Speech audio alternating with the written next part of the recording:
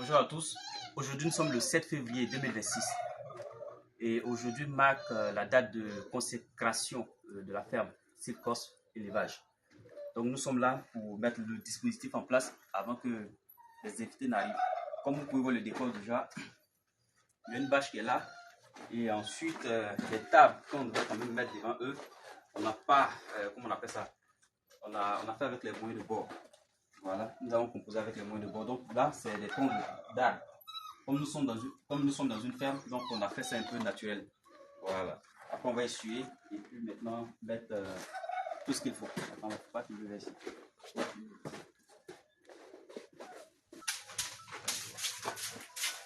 Voilà.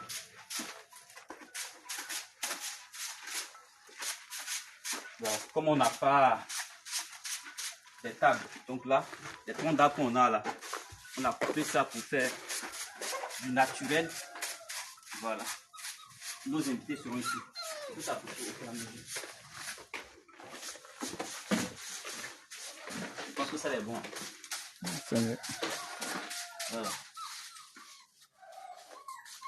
On va faire un truc au naturel, histoire de quand même les marquer.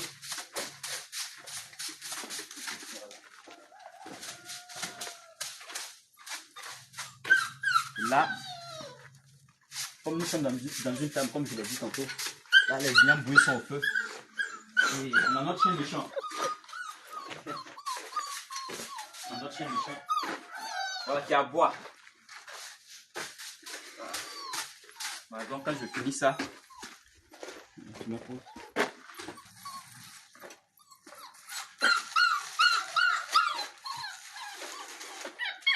Voilà. Voici comment ça se présente. Voilà. Donc là, le premier invité.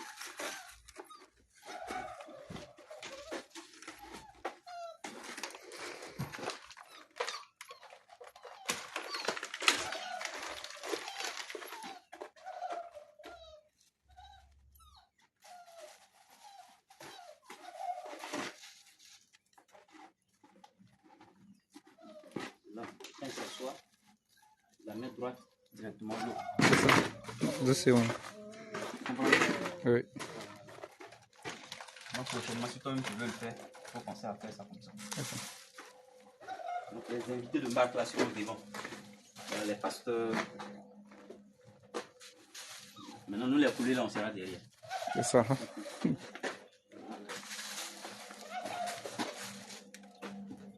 ça. Tout le matin, on commence. Impossible, de quoi? De côté quoi? Non.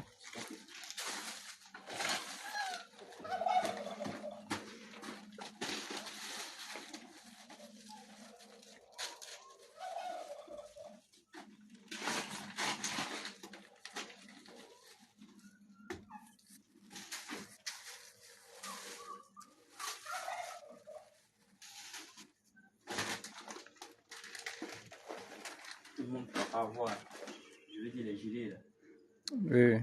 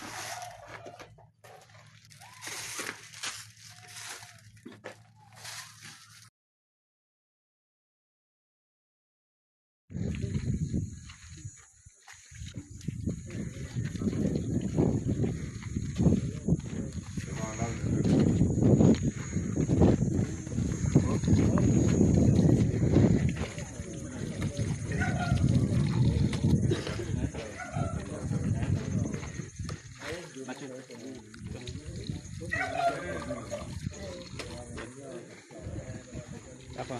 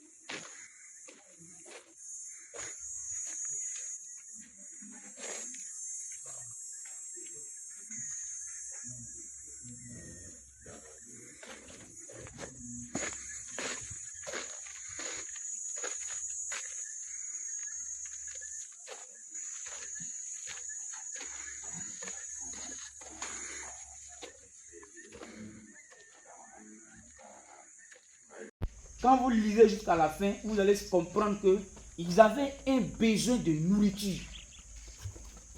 Pierre a dit à ses gens, voici comment tout va partir. Pierre a dit à ses collègues, mais est-ce que nous allons rester à nous asseoir ici et la faim va nous ronger? Non. Descendons de la chambre, allons à la mer et pêchons des poissons. Vous voyez déjà, il y a le besoin, il y a la vision. Et l'objectif, c'est de nourrir les gens. Pas pour eux seulement. Mais tous ceux, les femmes, les enfants qui étaient avec eux, tout le monde doit manger. Mais est-ce que tous ceux-là peuvent aller pêcher? Comme M. Kouna dit, ta soeur qui est derrière toi, est-ce qu'elle peut faire une ferme? Toute seule? C'est la même chose. Quand ils sont descendus, la Bible dit qu'ils ont pêché toute la nuit. Ils n'ont pas pris de poisson. Mais pensez-vous que s'ils étaient restés là-bas, ils allaient avoir du poisson? Ils sont sortis. Ils ont pris les pirogues. Ils sont allés sur l'eau. Ils ont pêché toute la nuit. Au petit matin, quand ils s'approchaient du rivage, voici quelqu'un qui est là. Et la personne leur parle. Jetez le filet de l'autre côté. L'un d'eux dit, mais on a pêché toute la nuit, on n'a rien eu. Ils ont jeté quand même. Quand ils ont jeté le filet, ça a pris les poissons. Pendant qu'ils tiraient les poissons dans le filet, le disciple que Jésus aimait tant regarde et puis dit à Pierre, c'est le Seigneur. Est-ce que vous comprenez quelque chose dedans? Entreprendre, c'est avoir un besoin, partir d'un besoin pour te faire une vision et poursuivre un objectif précis. Le filet était rempli de poissons. Mais quand ils sont descendus sur la terre ferme, Jésus-Christ leur a posé la question.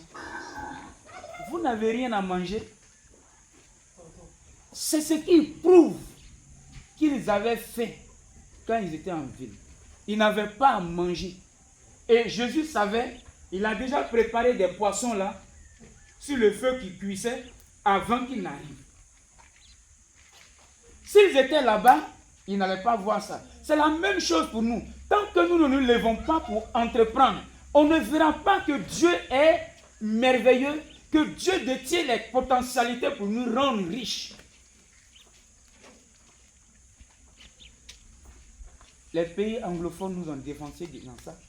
Aujourd'hui, c'est quelque chose que nous-mêmes, nous disons que même en tant que pasteur, il faut qu'on entreprenne. Ils nous ont dévancés. Vous allez les voir. Et quand entreprend et puis réussit, on dit non, il allait signer un pacte avec le diable. Mais il faut signer le pacte et puis il faut t'asseoir chez toi et tu vas voir si l'argent va venir. Bien aimé. Alors ici, pour réussir dans ce que tu entreprends, il faut que ça ait vraiment un besoin, une vision, un objectif. Si cela est, tu verras que la chose sera très importante, intéressante pour toi. Tu vas réussir facilement. Ce n'est pas toi qui feras le succès de ce que tu entreprends. Tu ne forceras même pas la réussite, ni ta prospérité. Tu ne vas pas forcer. Mais la seule chose, c'est d'entreprendre. Avoir le courage, prendre la résolution de faire quelque chose, et ne pas seulement prendre ça, et puis commencer à dire aux gens, je veux. Mais il faut commencer à faire. Même si les moyens sont petits, commence. On dit souvent, à tes résolutions répondra le succès. Si tu as résolu et que tu te mets à faire, le succès va venir. C'est pas ça. Mais, il est là? Ok, d'accord. On va finir tout de suite. Le Seigneur lui-même agira en toi comme Marie a fait. Le cas de Marie, le Saint-Esprit l'a couvert, il a eu l'enfant. Tu n'as qu'à te lever pour agir et le Seigneur accomplira ton rêve. Il faut avoir la foi. Là, je viens pour terminer ça. Il faut avoir la foi, demeurer en Christ et confier tout chaque jour à Christ. Et Christ accomplira tout en nous. Alors, je vais me résumer pour dire, en tant que chrétien, pour entreprendre, voici le sens que je donne à ça. C'est d'avoir la foi, se lever tous les jours pour confier ton business au Seigneur. Je reprends cette partie. Pour moi, en tant que chrétien, entreprendre, c'est avoir la foi, se lever tous les jours pour confier ton business au Seigneur. C'est quelque chose qui n'est pas du tout facile. Mais il faut persévérer dedans. Et le Seigneur répondra à toi. Que le Seigneur nous bénisse. Amen.